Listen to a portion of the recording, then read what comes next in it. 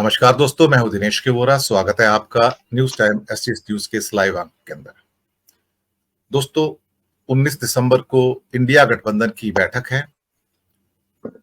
बहुत कुछ शायद इसी मीटिंग में तय हो जाए। शायद उसकी बैकग्राउंड में जो काम चल रहा है इस समय, जिसकी सूचना हमें प्राप्त हुई है, काफी कुछ हो रहा है। कुछ निष्कर्ष शायद इस मीटिंग में हमें देखने को मिले। दरअसल ये बैठक नहीं है, ये कुरुक्षेत्र की तैयारी है। कुरुक्षेत्र का वो रण जो बहुत भीषण रण था, महाभारत का एक हिस्सा। कहते हैं इतिहास अपने आप को दोहराता है, तो शायद 2024 में वो इतिहास एक बार फिर से दोहराया जाए। हमारी दुआएं भी हैं, प्रार्थनाएं भी हैं कि रण हो और जो सही हो वो जीते, जो नैतिकता के पथ पर है वो जीते। इससे पहले कि मैं थोड़ी सी अपनी बात करूं आगे, मैं अपने मेहमानों का परिचय करवा देता हूं। हमारे साथ हैं वरिष्ठ एनालिस्ट अरुण कुमार शर्मा जी, दिल्ली से। बहुत बहुत स्वागत है आपका। और हमारे साथ हैं कांग्रेस की स्पोक्स पर्सन विंग कमांडर अनुमा आचार्य जी, आपका भी बहुत बहुत धन्यवाद। जब मैंने शब्द का इस्तेमाल किया कि कुरुक्षेत्र है ये, तो मुझे कुछ शब्द याद आ रहे हैं। महाभारत का एक सीरियल आया था, उसके शब्द याद आते हैं तो आज भी शायद मेरे रोए खड़े हो जाते हैं। उन शब्दों को दोहराना चाहूंगा और फिर उसी में से मैं अपने प्रश्नों को पूछूंगा। महाभारत सीरियल जब शुरू होता था तो उसमें एक हरीश भिवानी की कमेंट्री आती थी, 2 मिनट की थी मुश्किल से। क्या कहते हैं, मैं समय हूं और आज महाभारत की अमर कथा सुनाने जा रहा हूं। ये महाभारत केवल भरतवंश की कोई सीधी सादी युद्ध कथा नहीं है। ये कथा है भारतीय संस्कृति के उतार चढ़ाव की। ये कथा है सत्य और असत्य के महायुद्ध की। ये कथा है अंधेरे से जूझने वाले उजाले की।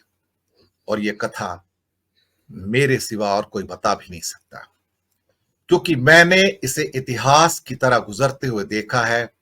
इसका एक एक पात्र मेरा जाना हुआ है। इसकी एक एक घटना मेरे सामने घटी है। मैं ही दुर्योधन हूं, मैं ही अर्जुन हूं और मैं ही कुरुक्षेत्र। और महाभारत बनते बिगड़ते रिश्ते और रिश्तों के आधार और जीवन सागर को मत कर सत्व काढ़ने की कहानी भी है। हर युग को अपने अपने कुरुक्षेत्र में लड़ाई लड़नी पड़ती है, क्योंकि हर युग को अपने युग के असत्य के साथ जूझना पड़ता है। जब तक मैं हूं, ये महायुद्ध चलता ही रहेगा और मैं अनंत हूं। मेरा कोई अंत नहीं, क्योंकि मैं समय हूं। ये लाइनें आज भी गूंजती हैं और मैं समझता हूं कि 2024 का रण एक और महाभारत है, एक और कुरुक्षेत्र है। जो घट रहा है वो भी समय के सामने है, जो घटेगा वो भी उसके सामने है। पर कहीं ना कहीं हम सब उसके पात्र होने के नाते अपने आप को कई बार असहाय भी पाते हैं, रोते भी हैं, हंसते भी हैं। लेकिन फिर उम्मीद की आकांक्षाओं के तले दबकर फिर से एक रोशनी की उम्मीद करते हैं कि हाँ, 19 तारीख को कुछ होगा, तो कुछ ऐसा होगा जो हमें अंधेरे से उजाले की ओर लेकर जाएगा। इसी के साथ मैं चर्चा आरंभ करूंगा और सबसे पहले मैं अनुमा जी आपको आमंत्रित करता हूं। जो बात मैंने कहनी थी वो महाभारत की पृष्ठभूमि से कह दी। मैं समय हूं। मैं आपकी प्रतिक्रिया जानना चाहूंगा।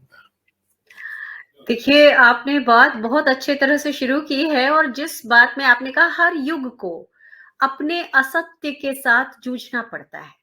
तो यहाँ असत्य में बहुत कुछ शामिल है। असत्य में तानाशाही शामिल है, असत्य में दमन शामिल है, असत्य में लोकतंत्र को पूरी तरह रौंद देना शामिल है। और ये लड़ाई शायद महाभारत काल से ज्यादा दुरूह है, क्योंकि हम एक स्वतंत्र देश हैं और इस समय भारतीय जनता पार्टी जिस स्थिति में है, इसमें उसके अहंकार के घमंड का वृक्ष जो है वो गदरा रहा है। मतलब पूरी तरह वो भरा हुआ है और उसमें जिस तरह से भारतीय जनता पार्टी का व्यवहार है अपने विपक्षी दलों के प्रति, या अभी हमने कल परसों ही देखा कि एक तो चोरी और ऊपर से सीनाजोरी। सरकार की जिम्मेदारी थी संसद की सुरक्षा, और इतने सारे दावे किए थे। अमित शाह जी ने कहा था कि ये तो बिल्कुल हाई टेक है और ये है वो है, और उसके बाद जब उसमें सेंधमारी होती है और सांसद सवाल उठाते हैं, उसके ऊपर आवाज उठाते हैं, तो उन्हें निष्कासित कर दिया जाता है। तो ये जो एक तरह की मोनोपोली है, जो लगातार लोगों को उनकी बात ना कहने की आदत जो सरकार की हो गई है, इस सब को आप देखेंगे तो ये महाभारत से ज्यादा दुरूह युद्ध लगता है, क्योंकि वहां एक तरफ धर्म और एक तरफ अधर्म था, पर यहाँ पर अधर्म के साथ साथ टेक्नोलॉजी खड़ी है, आर्टिफिशियल इंटेलिजेंस खड़ा है। एक और बात है कि जो हमारे, जिनको हम इंटरनेट कहते हैं, गूगल कहते हैं, तो मैंने ऐसा पाया है, पता नहीं ये आपका अनुभव है या नहीं है, कि जब आप गूगल सर्च करते हैं किसी भी मुद्दे पर, आप गूगल सर्च करिए, सबसे पहले बीजेपी संबंधित चीजें आती हैं।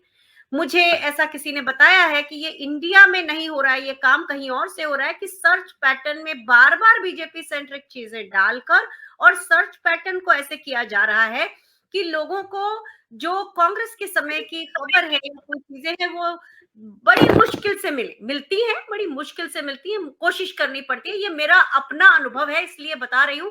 तो महाभारत के युद्ध में जो अधर्म था, यहाँ पर वो हाईटेक अधर्म है, और इसका संचालन कहीं बाहर से भी होता है, जैसा कि मुझे किसी ने बताया था कि मिसिसिपी के आसपास कोई, पर हो सकता है ये कॉन्स्पिरेसी थ्योरी हो, लेकिन मेरा अपना अनुभव कहता है कि गूगल सर्च का पैटर्न भी बदला है।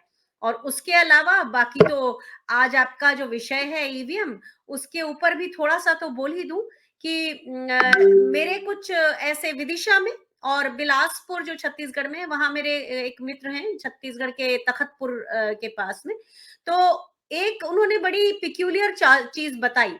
देखिए, वार्ड में रहने वाले लोग ज्यादा इधर उधर जाते नहीं, स्थायी निवासी हैं एक पर्टिकुलर जगह के, तो उनके वोट उसी वार्ड में होते हैं, और पोलिंग बूथ भी ऑलमोस्ट वही होता है, वही, कहीं अगर किसी तरह का डिलिमिटेशन तो हुआ नहीं है तो वो भी वही रहता है।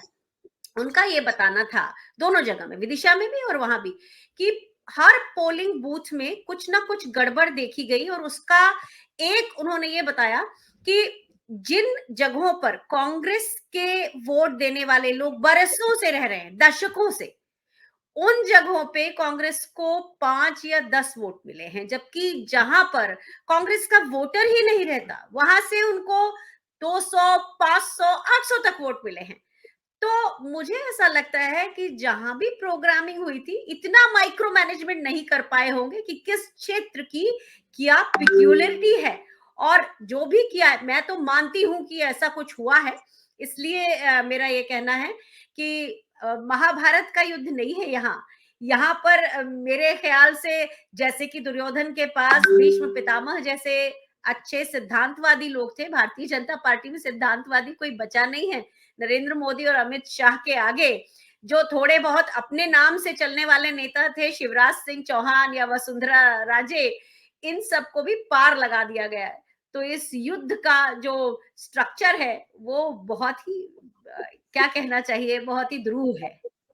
जी।